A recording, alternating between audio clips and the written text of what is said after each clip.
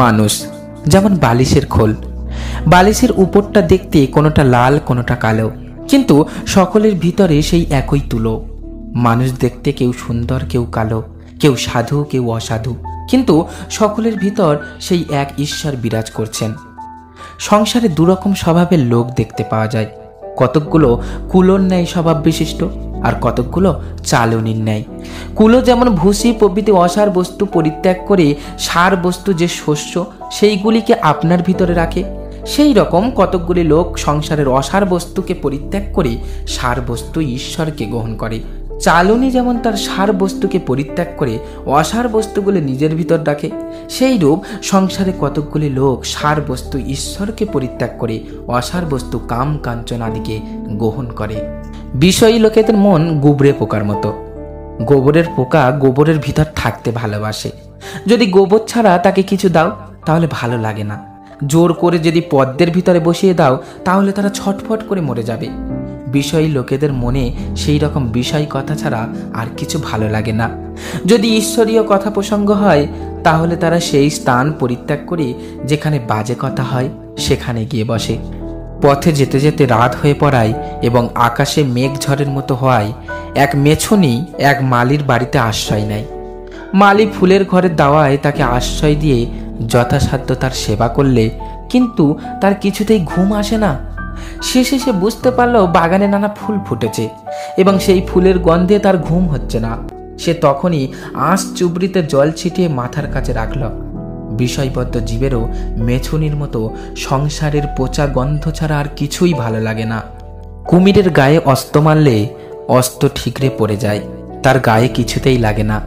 তেমনি বদ্ধ জীবের কাছে ধর্মকথা যতই বলা হোক না কেন কিছুতেই তাদের প্রাণে আঘাত লাগে না। সূর্যের কিরণ সব জায়গায় সমান পড়লেও জলের ভিতর আর শীতে এবং সকল স্বচ্ছ জিনিসের ভিতর বেশি প্রকাশ পায়। ভগবানের বিকাশ সকল হৃদয়ে সমান হলেও সাধুদের হৃদয়ে বেশি প্রকাশ পায়। সকল পিঠের এঁটেল এক প্রকার হলেও পুরের ভিতর প্রভেদ থাকে। কারো ভিতরে নারকেলের পুর, কারো ভিতর ক্ষীরের পুর। সেই রূপ মানুষ সব এক জাতীয় হলেও গুণে স্বতন্ত্র হয়ে পড়ে। জল সব নারায়ণ বটে, কিন্তু সকল জল পান করা যায় না। সকল স্থানে ঈশ্বর আছেন বটে, কিন্তু সকল জায়গায় যাওয়া যায় না। যেমন কোনো জলে পা ধোয়া হয়, কোনো জলে মুখ ধোয়া হয়, কোনো জল খাওয়া যায়, আবার কোনো জল ছোঁয়া যায় না। তেমনি কোনো কোনো জায়গা যাওয়া যায়, আবার কোনো কোনো জায়গা দূর থেকে গড় করে পালাতে হয়। বাঘের ভিতরেও ঈশ্বর আছেন বটে, কিন্তু বাঘের সম্মুখে যাওয়া উচিত নয়। কুলোকের মধ্যেও ঈশ্বর আছেন বটে, কিন্তু কুলোকের সঙ্গ করা উচিত নয়। মানুষ দুই রকম, মানুষ এবং মানহুস। যারা ভগবানের জন্য ব্যাকুল তাদেরকে মানহুস বলে, আর যারা কামিনী কাঞ্চনরূপ বিষয় নিয়ে মত্ত তারা সব সাধারণ মানুষ। বদ্ধ সংসারী লোকের কিছুতেই আর হুঁশ হয় না। সংসারে নানা দুঃখ কষ্ট বিপদে পড়েও তবু তাদের চৈতন্য হয় না।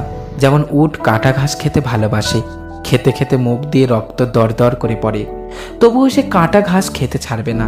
তেমনি সংসারী লোকেরা কত যে শোক তাপ পায়, কিন্তু কিছুদিন পরে আবার যেমন তেমনি। একটা চিল একটা মাছ মুখে করে আসছে, তাই দেখে শত শত কাক চিল তার পিছনে লাগলো। তাকে ঠুকরে কামড়ে বিরক্ত করে কেড়ে নেওয়ার চেষ্টা করতে লাগলো। সে যেখানেই যায় সব কাক চিলগুলো তার পিছনে পিছনে যেতে থাকে। শেষে সে বিরক্ত হয়ে মাছটা ফেলে দিল। আর একটা চিলে সে যেই মাছটা নিল, তখন সব কাক চিলগুলো প্রথম চিলটাকে ছেড়ে তার পিছনে যেতে লাগলো। প্রথম চিলটি নিশ্চিন্ত হয়ে এক গাছের ডালে চুপ করে বসে রইল। অবধূত সেই চিলের নিরাপদ অবস্থা দেখে প্রণাম করে বললে, এ সংসারে উপাধি ফেলে দিতে পারলেই শান্তি, নতুবা মহা বিপদ। একদিন স্বর্গীয় মহাত্মা কেশবচন্দ্র সেন দক্ষিণেশ্বরে পরমহংসদেবের নিকট গিয়ে জিজ্ঞাসা করলেন। অনেক পণ্ডিত লোক বিস্তর শাস্ত্রাদি পাঠ করেন, কিন্তু তাদের জ্ঞান লাভ হয় না কেন? পরমহংসদেব উত্তরে বললেন, যেমন চিল শকুনি অনেক উঁচুতে ওড়ে, কিন্তু তাদের দৃষ্টি থাকে গো ভাগারে। তেমনি অনেক শাস্ত্র পাঠ করলে কি হবে? তাদের মন যে সর্বদা কাম কাঞ্চনে আসক্ত, তাই তাদের জ্ঞান লাভ হবে কি করে? যেমন খালি গাড়ুতে জল ভরতে গেলে ভক ভক করে শব্দ হয়, কিন্তু ভরে গেলে আর শব্দ হয় না। তেমনি যার ভগবান লাভ হয়নি সেই ভগবান সম্বন্ধে নানা গোল করে, আর যে তার দর্শন লাভ করেছে সে স্থির হয়ে ঈশ্বর আনন্দ উপভোগ করে।